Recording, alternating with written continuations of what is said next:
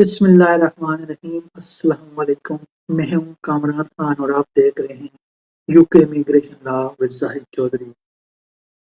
जैसा कि आप लोग जानते हैं, ये प्रोग्राम यूके के मकामी वक्त के मुताबिक 6 बजे पेश किया जाता है और ये प्रोग्राम आपके जो दौरान हफ्ता सवालात आप पूछते हैं उसकी रोशनी में तरतीब दिया जाता है। आपको अगर किसी किस्म का सवाल पूछना हो इमिग्रेशन के बारे में, असाइलम, फैमिली लॉ और इमिग्रेशन के मुताबिक किसी किस्म का भी सवाल पूछना हो तो आप व्हाट्सएप के ज़रिए, फेसबुक के ज़रिए और हमसे पूछ सकते हैं।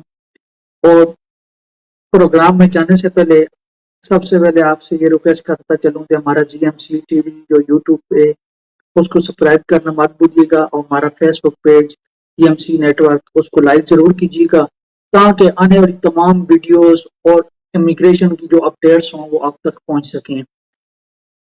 जैसा कि मैंने शुरू में बयान किया गया प्रोग्राम आपकी सवालात की रोशनी में तरतीब दिया जाता है और हमारे साथ मौजूद सीनियर सोलिसिटर जाहिद चौधरी साहब इन सवालात का जवाब देते हैं। चलते हैं जाहिद चौधरी साहब की तरफ और आपके कुछ ही जो आपने सवालात पूछे हैं उनके जवाब हमसे रहते हैं। जी जाहिद साहब, अस्सलाम वालेकुम। जी वालेकुम सलाम। कामरान कैसे हैं जी? आपके सारे सुनने वालों को, देखने वालों को, जो जो हमें फेसबुक के ऊपर, यूट्यूब के ऊपर और दूसरे हमारे सोशल मीडियाज के ऊपर देख रहे हैं, उन सबको अस्सलाम वालेकुम। आपको पता है कि रमजान की वजह से, कुछ कोविड की वजह से हमारा प्रोग्राम जो है वो पिछले 4-6 वीक से नहीं हो रहा था। तो अब हम दोबारा से अपने दोस्तों की, भाइयों की खिदमत के लिए हाजिर हैं और आप को भी ट्रिब्यूट पेश करते हैं कि आप भी जनाब खिदमत खलक का जज्बा लेके यहाँ बैठे हुए हैं। और यही देखें, वो हमारा असल चीज ये है कि जो अल्लाह पाक ने हमें इल्म दिया है, हम वो इल्म जो है वो हम दूसरों तक पहुंचा दें। तो यही हमारा सिर्फ मकसद होता है ये प्रोग्राम करने का।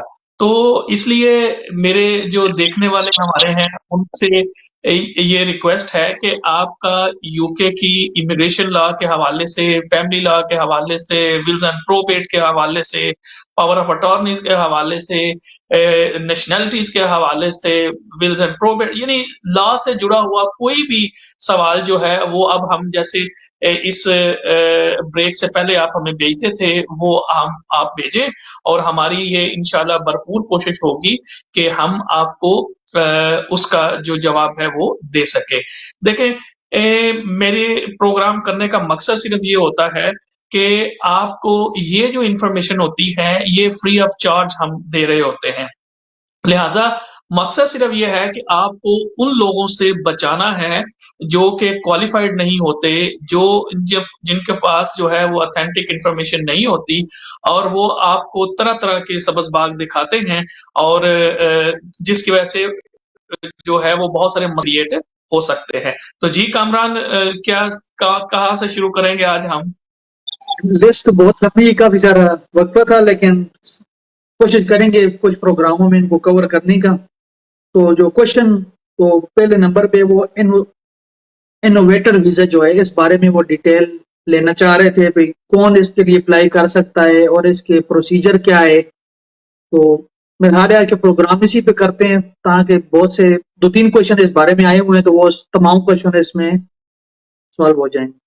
क्योंकि ये इसके बारे में काफ़ी सारी, ये क्योंकि नई, अब ख़ैर इतना भी नया नहीं है, लेकिन क्योंकि इसके ऊपर ये भी स्टिल फेयरली न्यू कैटेगरी है और इसके ऊपर बहुत सारी इंक्वायरीज़ जो हैं वो आती हैं। और ये जो बात मैं पहले बात कर रहा था कि ये लोग जो हैं, ये ऐसा इम्प्रेशन देने की करते हैं कि जनाब बिल्कुल जनाब इनोवेटर वीज़ा तो आपके चुटकी में हम आपको लगा देंगे, ये कर लेंगे। तो उससे ये है कि मसाइल क्रिएट होते हैं।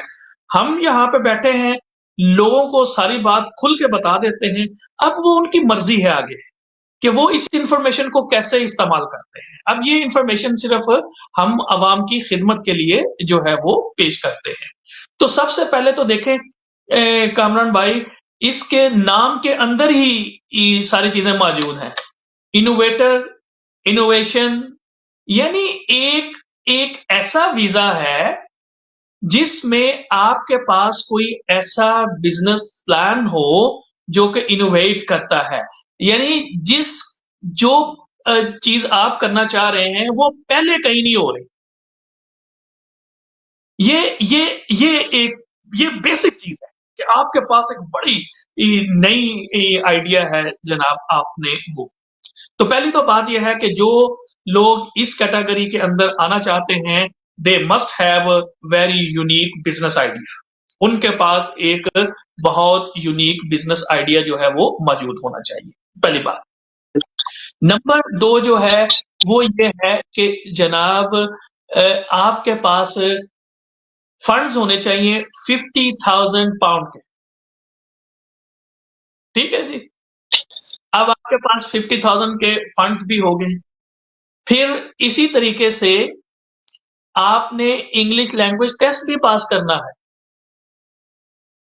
कि आपको B2 लेवल का इंग्लिश टेस्ट पास करना है। ठीक है जी। तो पहली बात हो गई कि आपके पास 50,000 पाउंड होगा। ठीक है जी।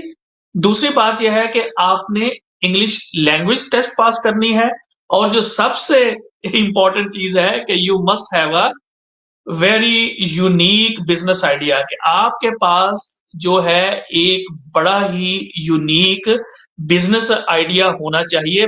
यूनिक से मतलब, फिर इनोवेटर से मतलब, इनोवेशन से मतलब यह है कि ऐसा पहले हो ना रहा हो। ठीक है। तो ये बड़ा जरूरी है। अब अब आ जाते हैं कि अगर आप समझते हैं कि हाँ, आपके पास एक अच्छा बिजनेस प्लान है और आपके पास 50,000 पाउंड भी मौजूद हैं, तो फिर सबसे जो पहला स्टेप क्या होगा, वो ये होगा कि आपको इंडोर्समेंट चाहिए होगी अपने बिजनेस प्लान की। यानी आप यहाँ पे होम ऑफिस की जो अप्रूव्ड बॉडीज है, जिनको हम इंडोर्समेंट बॉडीज कहते हैं, उनको आप अपना बिजनेस प्लान सबमिट करेंगे। और अगर वो आपके उसमें यूनिवर्सिटीज भी हैं, बड़ी-बड़ी इंडस्ट्रीज जो हैं वो मौजूद हैं, इस तरह के, और ये अप्रूव्ड लिस्ट है होम ऑफिस की। ठीक है। अब अगर वो जो एंडोर्समेंट बॉडीज हैं, वो अगर आपके बिजनेस प्लान को एंडोर्स कर देते हैं, तो फिर आपका वो क्या होता है कि वो एंडोर्समेंट करके आपको एक लेटर इश्यू करेंगे। ठीक है जी। तो वो आपका पहला स्टेप जो है वो कंप्लीट हो जाएगा। अब जब पहला स्टेप आपका कंप्लीट हो जाएगा, तो जो इमिग्रेशन की एप्लीकेशन है फिर आपने करनी है। अब लोग क्या कर रहे हैं जनाब, वो पैसे अपने पहले ही बना रहे हैं जनाब कि हम आपका वीजा लगवा देंगे। वीजा, भाई वीजा तो सेकंड स्टेज है ना, पहले तो आपकी एंडोर्समेंट होनी है। अब एंडोर्समेंट होगी तो फिर आपका वीजे का दूसरा स्टेप, वो दूसरी स्टेज है। तो इसलिए हम ये समझते हैं कि ये बड़ा इंपॉर्टेंट चीज है। अब इंडोर्समेंट आपकी हो गई, अब आपने सेकंड स्टेप की तरफ मूव करना है, और वो है आपकी इमिग्रेशन एप्लीकेशन। आपकी ये एप्लीकेशन जो है, अगर आप यूके से बाहर है, यहाँ पे क्योंकि इसमें स्विच भी हो सकता है, तो यूके के अंदर से भी एप्लीकेशन हो सकती है। स्विचिंग के ऊपर आज ज्यादा बात नहीं होगी, सिर्फ आज कारण कि अगर आप पाकिस्तान या यानी यूके के बाहर से अगर आपने एप्लीकेशन करनी है, तो फिर वो क्या आपने करना है। तो ऐसे सूरत हाल में ये एक ऑनलाइन एप्लीकेशन होगी। ठीक है। ये कहीं से भी हो सकती है। आप अगर यहाँ पे आप बैठे हुए हैं आउट ऑफ यूके, और अगर आप किसी लॉ नोइंग पर्सन को यहाँ पे इंस्ट्रक्ट करते हैं कि वो आपके लिए इमिग्रेशन एप्लीकेशन करे, तो वो यहाँ पे कर सकता है। ऐसी कोई बात नहीं है कि आपको जरूरी, अगर आप मतलब पाकिस्तान से एप्लीकेशन करना चाहते हैं, तो वहां पे अगर आप समझते हैं कि कोई बंदा आपके एतमाद पे पूरा उतरने वाला है, तो आप उसको दे दें। ठीक है ना जी। तो वो कर ले आप एप्लीकेशन, अगर वहां से नहीं यहाँ से आप करवाना चाहते हैं, तो फिर आप यहाँ से आप करवा सकते हैं। तो ये एक ऑनलाइन एप्लीकेशन होगी। तो उसके लिए सबसे पहले तो फिर आपने ये देखना है कि एलिजिबिलिटी क्या है आपकी। ठीक है ना जी। इंडोर्समेंट आपको मिल गई, वो तो सेपरेट हो गया। अब आपने क्या, आप इमिग्रेशन एप्लीकेशन कर भी सकते हैं कि नहीं, तो उसके लिए पहली बात यही हो गई कि आपके पास जनाब 50,000 पाउंड आपके पास होना चाहिए। ठीक है जी। दूसरा फिर ये है कि आपने B2 लेवल का इंग्लिश टेस्ट जो है वो पास करना है। और फिर तीसरी बात ये है कि अगर आप जो हैं वो आ रहे हैं ऐसे कंट्री से जहाँ पे ट्यूबरकुलोसिस या टीबी है, तो आपको उसका टेस्ट भी पास करना है। ठीक है जी। फिर इसके साथ जो चौथी कंडीशन है वो मेंटेनेंस फंड है। वो जो मेंटेनेंस फंड है वो आपके पास होने चाहिए 1000, आई थिंक 100, एंड मैं आपको एग्जैक्ट जो है वो फिगर बता देता हूँ, 1275। ठीक हो गया। ये आपकी है मेंटेनेंस फंड। ये मेंटेनेंस जो है आपके पास 28 डेज कंसेक्टिव डेज के लिए आपके बैंक अकाउंट में मौजूद होनी चाहिए। ठीक है जी। तो ये इसकी हो गई है एलिजिबिलिटी। मैं आपके देखने वालों के लिए फिर सुनने वालों के लिए फिर इसको रिपीट कर देता हूं। 50,000 pound B2 level English test, tuberculosis test, और फिर मेंटेनेंस फंड 1270 पाउंड, और साथ इंडोर्समेंट लेटर। ये अगर सारी चीजें आपके पास होंगी तो फिर आप जो है वो इमिग्रेशन की एप्लीकेशन जो है वो करेंगे। जी, क्या सवाल और आपके पास क्या है इसी में? ये फीस कितनी है तकरीबन इसकी, वो पूछ रहे थे भाई, कुछ वीजा वगैरह की फीस वगैरह। और देखिए, इसकी फीस जो है वो तो देखनी पड़ेगी। इस वक्त एग्जैक्टली तो मेरे जहन में नहीं है कि ये कितनी इसकी फीस है, वही ना, कितनी इसकी फीस है। लेकिन एक और चीज एक जो है वो, जी, ये इसकी ड्यूरेशन जो वीजा वो देते हैं, ड्यूरेशन कितनी होती है इसकी? हाँ, ये है कि ये वीजा जो होगा आपके पास 3 साल का होगा। अच्छा, 3 साल का। 3 उसके साल बाद का वीजा एक्सटेंड होगा, और उसके बाद आप इसको एक्सटेंशन आप करा सकते हैं। और ये क्योंकि कैटेगरी जो है ये लीड करती है टुवर्ड्स इंडेफिनिट के लिए, तो जब आपके 5 साल पूरे हो जाएंगे तो फिर आप जो हैं वो अप्लाई कर सकते हैं इंडेफिनिट लीव के लिए। ठीक हो गया।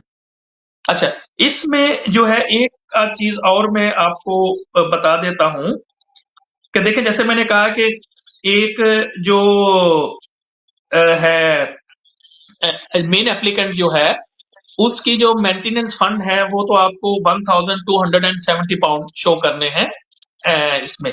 अब सवाल ये पैदा होता है कि क्या आप अपने बीवी बच्चों को भी बुला सकते हैं? तो उसका जवाब तो ये है कि हाँ जी। नेक्स्ट क्वेश्चन यही था, बीवी बच्चों का ही थे वो हाँ, 5-7 लाख। ये तो ये है कि आप जो है वो बीवी बच्चों को भी बुला सकते हैं। आपके वो बच्चे जो कि 18 साल से कम हैं उनके लिए तो कोई प्रॉब्लम नहीं है। लेकिन अगर आपका कोई बच्चा जो है वो 18 साल से ऊपर है लेकिन वो स्टिल आप पे डिपेंडेंट है, सपोज करें कि खुदा ना खास्ता अगर कोई बच्चा है उसकी कोई हेल्थ इश्यूज हैं, डिसेबिलिटी है, और वो स्टिल आप उसकी लुक आफ्टर करते हैं, वो इंटायरली आप पे डिपेंडेंट है, तो वो भी आप उसको लिए भी बुला सकते हैं। तो आप अपने बीवी को और अपने 18 साल से नीचे जो बच्चे हैं उनको भी बुला सकते हैं। और एक्सेप्शनल सर्कमस्टांसिस में आप के वो बच्चे जो 18 साल से ऊपर हों आप उनको भी बुला सकते हैं। तो जो मेन एप्लीकेंट है उसके लिए जो मेंटेनेंस है वो हो गई है जनाब 1270। फिर आपका जो होगा पार्टनर जो होगा उसके लिए जो मेंटेनेंस फंड होगा वो होगा 285 पाउंड। ठीक है, ये आपके वही अकाउंट में 28 दिन कंसेक्टिव आपके होने चाहिए। इसी तरीके से बच्चा जो है, पहला जो बच्चा है उसके लिए 315 पाउंड। ठीक है जी। और उसके बाद जितने भी एडिशनल बच्चे होंगे उनका 200 पाउंड पर चाइल्ड के हिसाब से मेंटेनेंस फंड जो है वो आपको देने पड़ेंगे। अब दूसरी बात यह है कि अच्छा, कि अब नॉर्मली लोग हमसे ये पूछते हैं कि जी इस पे टाइम कितना लगता है। जो एक्चुअल जो टाइम लग सकता है वो टाइम सिर्फ लगेगा जब आपकी इंडोर्समेंट होगी। इंडोर्समेंट के बाद आपने स्टेट में एप्लीकेशन कर देनी है, और इस तरह की जो एप्लीकेशंस होती हैं वो नॉर्मली 3 से 4 वीक के अंदर डिसीजन उनके ऊपर हो जाता है। कोविड की वजह से अगर थोड़ा बहुत टाइम लगना लगे तो वो एक अलग बात है, लेकिन वैसे जो स्टैंडर्ड टाइम है इस तरह की एप्लीकेशन का होने का, वो 3 से 4 वीक में हो जाता है। इसी तरीके से ये है कि हाँ, अगर कोई कॉम्प्लिकेटेड मैटर्स है जिसमें आपके को फंड्स का इशू है या आपके जो मेंटेनेंस है वो उसका कोई इशू है, तो ज्यादा टाइम भी लग सकता है। ठीक है, तो इस हवाले से ये लोगों को परेशान होने की जरूरत नहीं होती। ज्यादातर लोग ये पूछते हैं कि जी अभी डिसीजन नहीं आया, अभी ये नहीं हुआ, ये नहीं हुआ। ठीक है, अब जी जो सर। आपने एक बात तो है कि ऑब्वियसली अगर आपका वीजा लग गया तो फिर आप ट्रैवल करेंगे। अगर थोड़ी सी अनफॉर्चुनेट सम टाइम चीजें हो जाती हैं, अगर किसी वजह से वीजा जो है वो रिफ्यूज हो जाता है, तो फिर आपके पास कौन सी रेमेडी मौजूद है। ठीक है, पहली बात तो यह है कि अगेन ये है कि क्योंकि यहाँ पे स्पेसिफाइड एविडेंस मौजूद है, यानी वो एविडेंस जो कि मैंने अभी बता दिया आपको ऊपर, ये स्पेसिफाइड एविडेंस मौजूद है। अब अगर स्पेसिफाइड एविडेंस की लैकिंग की वजह से आपका वीजा रिफ्यूज हुआ है, तो ऐसे सूरत हाल में आप क्या करेंगे कि मेरा सजेशन उसमें ये होगा कि जी आप नई एप्लीकेशन करें। ठीक है, वह सपोज करें कि आपके मेंटेनेंस के पैसे पूरे नहीं थे 28। जी वो लकूना दूर करके तो नई एप्लीकेशन दायर कर दे। हाँ, हाँ, क्योंकि एक तो ये वो आपको फाइनेंशियली भी थोड़ा चीप पड़ेगा, और दूसरा ये है कि उसके ऊपर क्योंकि एंडोर्समेंट तो आपके पास ऑलरेडी मौजूद है। ठीक है, और उसके बाद आप जो है वो नई एप्लीकेशन करेंगे तो वो क्विकली अगेन 3 से 4 वीक के अंदर जो है वो उसका डिसीजन आ जाएगा। हाँ, अगर आप ये समझते हैं कि तमाम स्पेसिफाइड एविडेंस जो है वो भी कि आपने की हुई थी और अननेसेसरी आपका वीजा जो है वो रिफ्यूज हुआ है, तो उसमें फिर ये होता है कि आपके पास एडमिनिस्ट्रेटिव रिव्यू का ऑप्शन होता है। इस पे अपील नहीं होती, इस पे एडमिनिस्ट्रेटिव रिव्यू होगा। ठीक है, और उस एडमिनिस्ट्रेटिव रिव्यू में सिर्फ अगर कोई प्रोसीजरल, ठीक है ना जी, प्रोसीजरल चीजें जो हैं वो मिस हुई हैं, तो ऐसी सूरत हाल में आप जो हैं वो अ, अ, अ, आप जाएंगे एडमिन रिव्यू के लिए। ठीक है जी, तो ये एडमिन रिव्यू जो है मैंने आपको बता दिया है। मसलन सपोज करें कि आपने बैंक स्टेटमेंट लगाई हुई थी 28 डेज के लिए, लेकिन उन्होंने कहा कि हम रिफ्यूज करते हैं कि आपने बैंक स्टेटमेंट ही नहीं लगाई, तो फिर उससे बेहतर ये है कि आप एडमिन रिव्यू में ही जाएं, उनको बताएं कि ये चीजें हमने लगाई थी। इंग्लिश टेस्ट अगर आपने अप्रूव लगाया हुआ था उसके ऊपर है, तो फिर उस सूरत हाल में जो है वो आप एडमिन रिव्यू में जाएं और उसमें आपका हो जाएगा। लेकिन अगर किसी वजह से कोई स्पेसिफाइड एविडेंस नहीं लगी, तो फिर वो जो लैकुना रह गया है जैसे आपने कहा, वो दूर करके आप नई एप्लीकेशन करें, वो आपके लिए बेहतर सूरत हाल होगी। ठीक है, एक जो बड़ी इंपॉर्टेंट चीज है कामरान इसमें, जो कि लोग समझते नहीं है इस बात को, ये जो इंडोर्समेंट होती है ये बड़ी इंपॉर्टेंट बॉडी है, ये बड़ी इंपॉर्टेंट चीज है। अब अगर मुझे किसी भी यूनिवर्सिटी ने या किसी इंडस्ट्री ने मुझे मेरे प्रोजेक्ट को इंडोर्स कर दिया, अब वो जो इंडोर्समेंट बॉडी होगी वो सुपरवाइज करेंगे मेरे प्लान को। ऐसा नहीं है कि जनाब आपको इंडोर्समेंट उन्होंने दे दी और उसके बाद ये सारा सिलसिला जो है वो खत्म हो गया, ऐसा नहीं है। वो आपको सुपरवाइज करेंगे, और अगर किसी पॉइंट के ऊपर आपकी इंडोर्समेंट बॉडी ये समझती है कि यू आर वायलेटिंग समथिंग, तो वो क्या करेंगे, वो होम ऑफिस को इन्फॉर्म करेंगे और आपका वीजा जो है वो कर्टेल हो सकता है। ठीक हो ठीक है, इसी तरीके से जब आप जाएंगे एक्सटेंशन के लिए, तो एक्सटेंशन के लिए भी आपको उस एंडोर्समेंट बॉडी से दोबारा एंडोर्समेंट लेटर लेना जरूरी है। उसके बगैर भी आपकी जो होगी एक्सटेंशन है वो नहीं होगी।